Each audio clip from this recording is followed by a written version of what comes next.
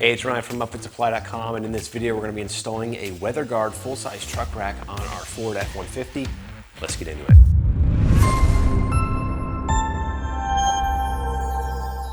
Now in the box is going to be the installation manual from WeatherGuard. Make sure you reference this for the ultimate source of information. Of course, we're doing our best to follow this as well.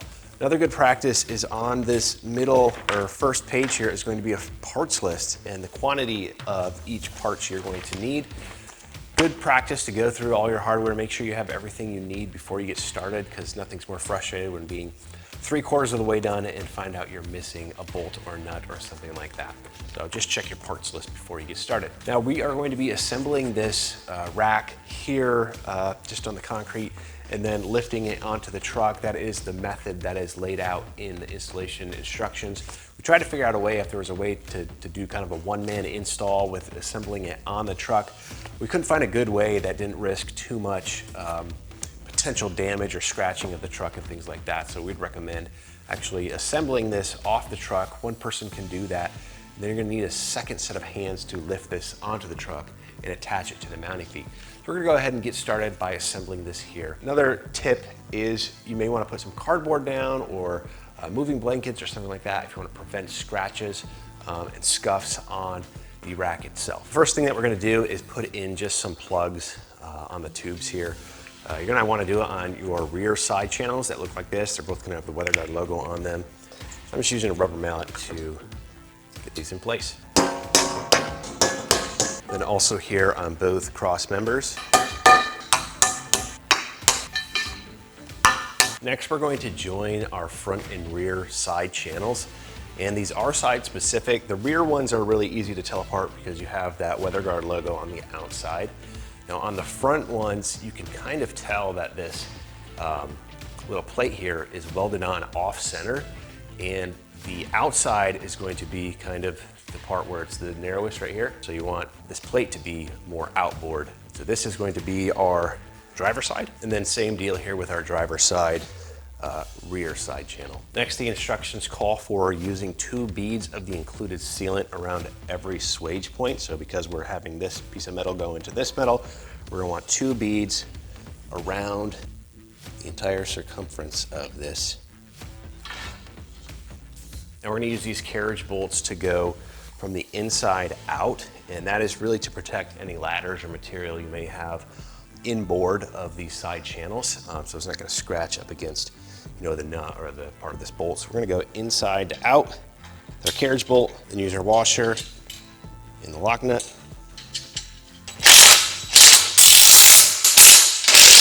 Same thing on the passenger side.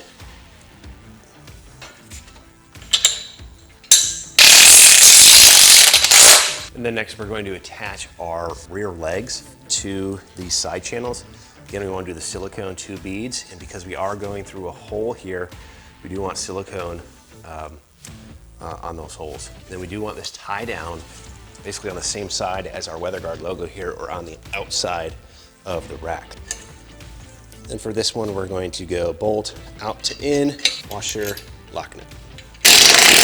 Same thing on the passenger side.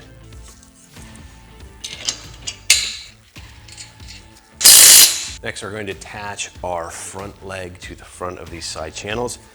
We do that by actually sliding this on at the end. Because we have a short bed, I'm getting this kind of as close to the back as possible. We are going to do a measurement later and figure out where everything lines out. Also going to use this clamping bracket and carriage bolts, washers and lock nuts to secure this. Again, not too tight on this one because we do want to be able to adjust it later. Same thing on the passenger side. Again, we want to make sure that the tie down points are on the outside.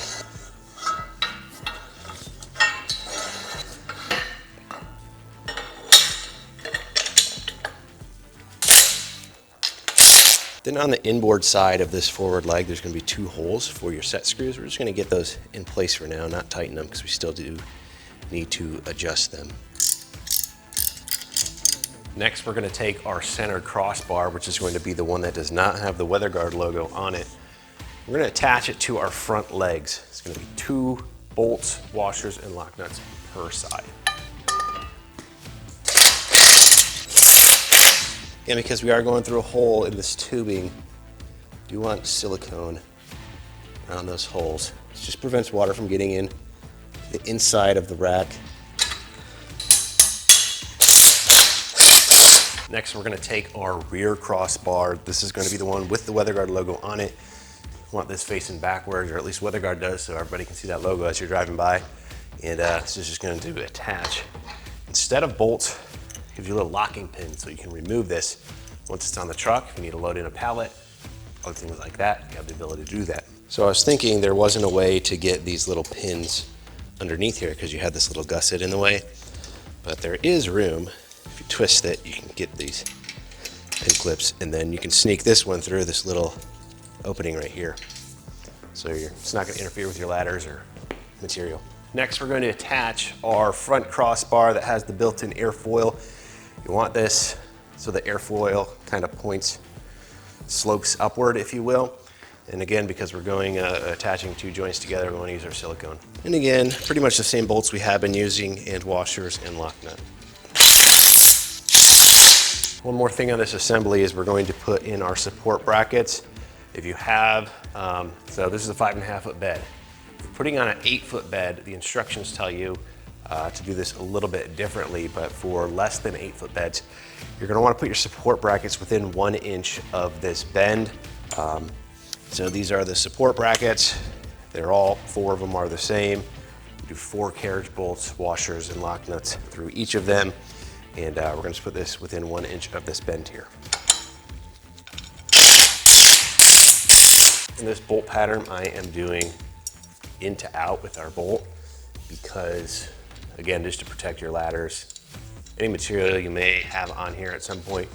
Usually I like to keep like a nice flush carriage bolt on the outside where people see it, but in the case where you're going to have, you know, a nice ladder or materials, rather not to get chewed up by a nut and part of the bolt sticking out.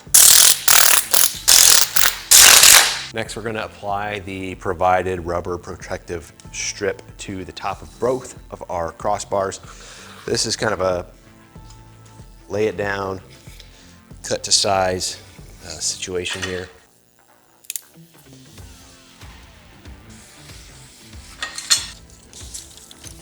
And finally, we do have some little plugs we're going to put into the front legs. There's 2 on the outside, 2 on the inside of each leg, so that makes 8.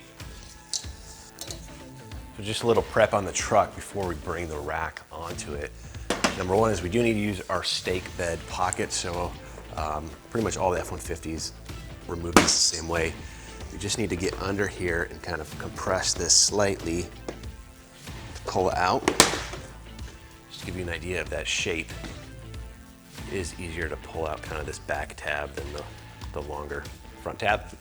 We're gonna do that on both rear sides. If you're having a 6.5 foot bed or an 8-foot bed, you're also gonna have a cap right here, but if you have the 5.5 foot bed like we do, it's actually covered by this trim, so you gotta cut away a little bit of this. You can just use a razor blade. If you're curious on where that is, it's about 3 inches from the front of the bed rail and about 1/2 inch inboard or from the inboard location.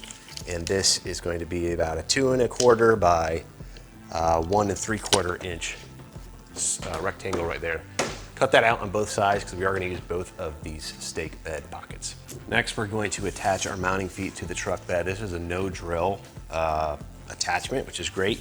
Now, if you've got a 2016 or newer GM truck, so GMC or Silverado, they actually give you these brackets specific for those stake pockets. But for every other vehicle, you don't need this. Instead, you're going to use the little Chevy logo. That's going to go in that stake pocket for your forward bracket here. And then we're going to use this little L bracket to attach the rear part. So we want to shove this as far forward as possible. And then you want to use the hole that best lines up with the center of that stake pocket. So on the F-150 here, it's actually going to be this first hole behind this bracket. Sometimes, some trucks, there's a hole in this actual cradle area that you can use, but we want to maximize the distance between our uprights.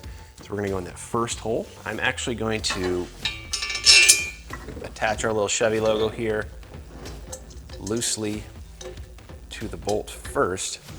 Then I'm going to slide this in, kind of going in under the back first.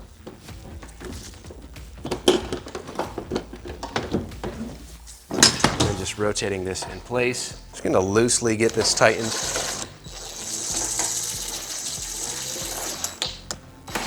Still want a lot of play in there. Then we are actually going to use one of these larger bolts, lock washer, and this clamp actually goes in kind of with the hole facing inboard. Just go underneath that bed rail. And so you're going to want to try and use this hole if you can on your truck. But for the F-150, there's a structure here that's in the way, so we can't use that one. So we're going to go to the next hole, slide our bolt through.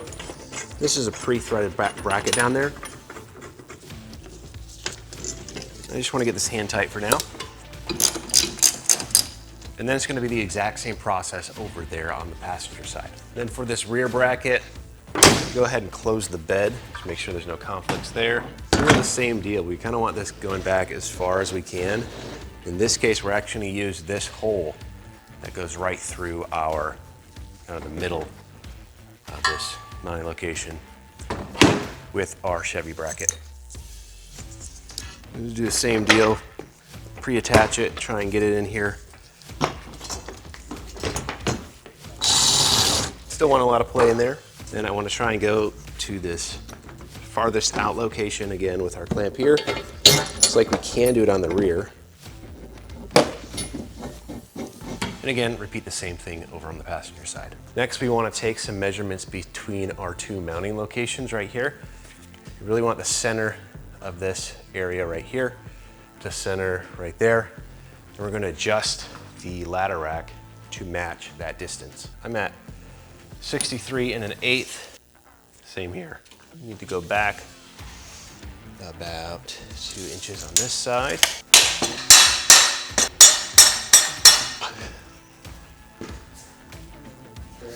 There we go.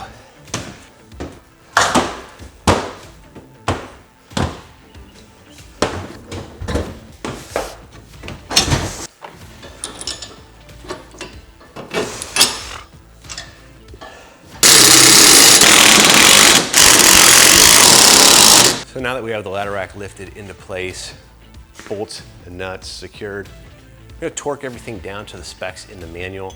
They say to torque kind of these larger button head bolts to 25 foot-pounds and these smaller ones to 15.